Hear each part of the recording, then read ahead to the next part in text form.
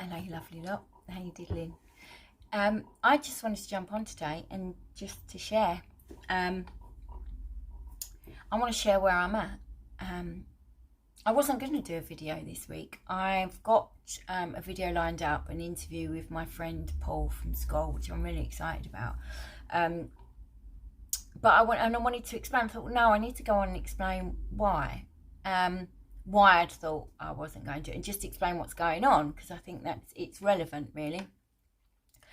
So in my life, I've kind of, I think I've shared before, I struggle to get balance, right? I can't do everything, and why should I want to? I can feel that pressure that I should, and I know it's not good for me to be doing. I can't have everything, and I don't want everything. It's just about getting balance, and I'm getting better at it.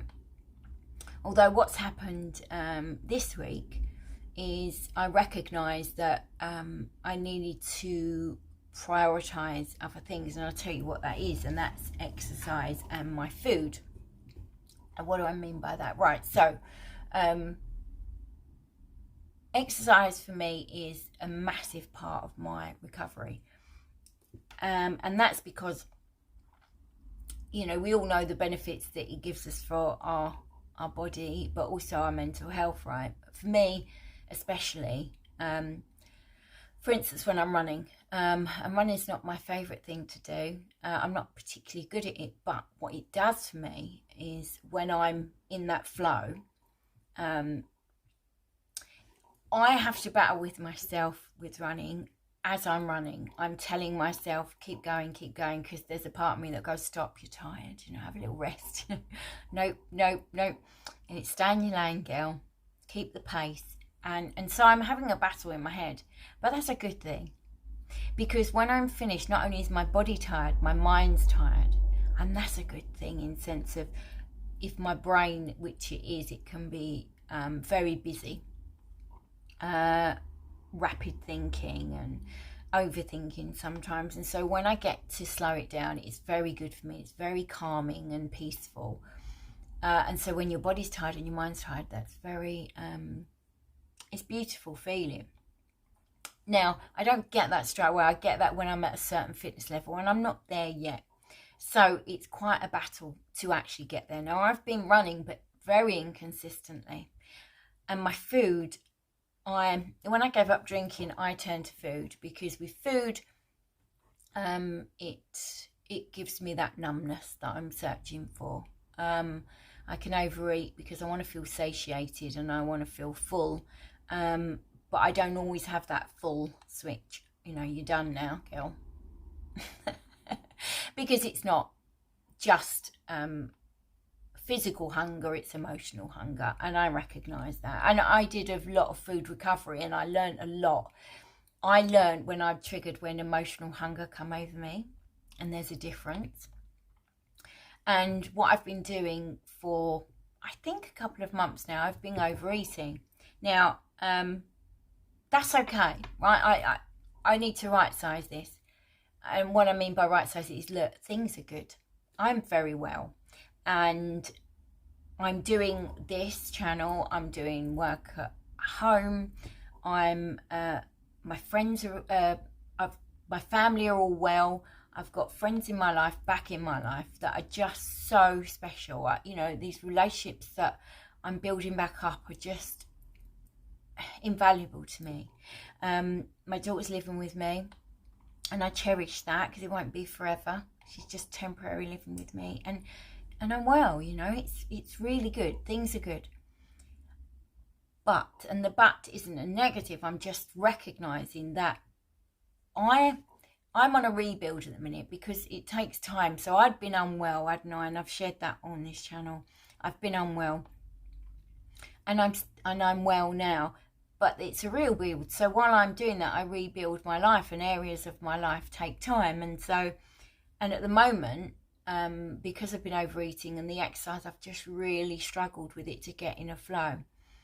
Needed to take a priority, and I've made it a priority. Now, because I see it as part of my recovery has to come before everything. That's just how it is.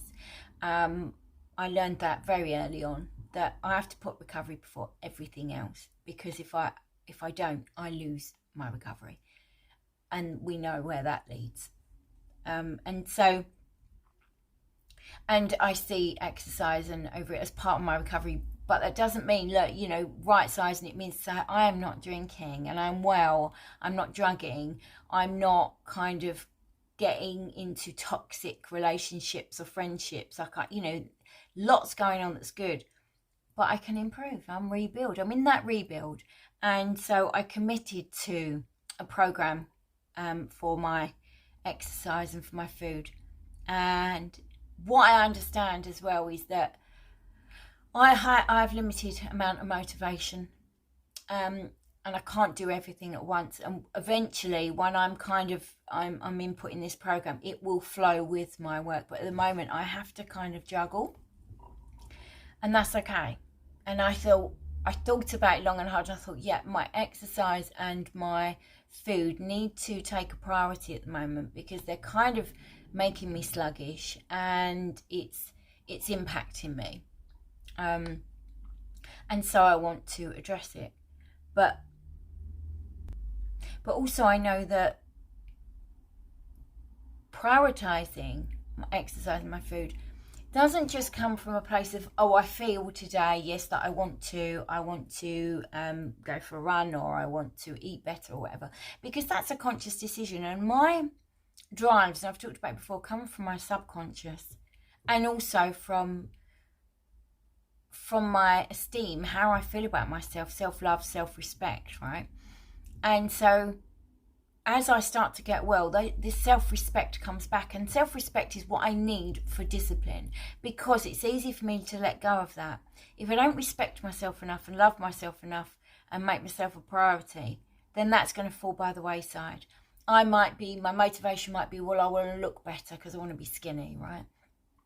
And that's not a good motivation for me. What I want to do is I want to feel better about myself. Yes, I want to be slimmer and I want to fit nicely in my clothes, but also I want to feel that fitness. I want to feel that colour in my cheeks again. I want to feel mentally well. I want to have good food going into my body to nourish it, which is better fuel for my mind, right? I just want to be better in that area, and I can be. All right, I've got the opportunity to be and the time to do it. So I've committed to that, and what that did was that took away a bit from this, but there's lots going on in the background. Like I've done some, I've looked at the software program with my future son-in-law. He kind of went through some bits with me because he does it professionally. And so I was just picking up some tips from him, and he was showing me some bits. So, I'm moving forward, that's for sure. So right sizing it means, it's all good. It's just that I recognised that, I needed to take a priority. The priority needed to be shifted, and that's okay. And that shift will help me in this area as well. But it just meant that I come on here and I'm just sharing openly, honestly, about what's going on for me, and hopefully you can relate, or it gives you some insight about, sometimes, we do need to make ourselves a priority, and it's not always easy. Again, I've shared before, my default is to not take care of myself.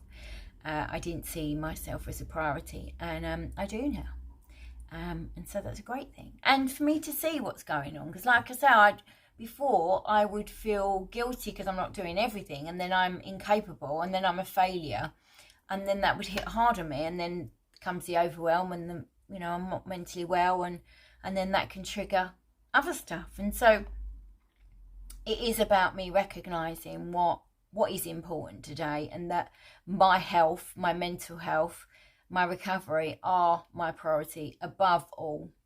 And I just thought I'd share that. So I hope you appreciate that. I hope everyone's well. I hope everyone will watch my next interview that's coming up with Paul. And could you subscribe, please? It's all free.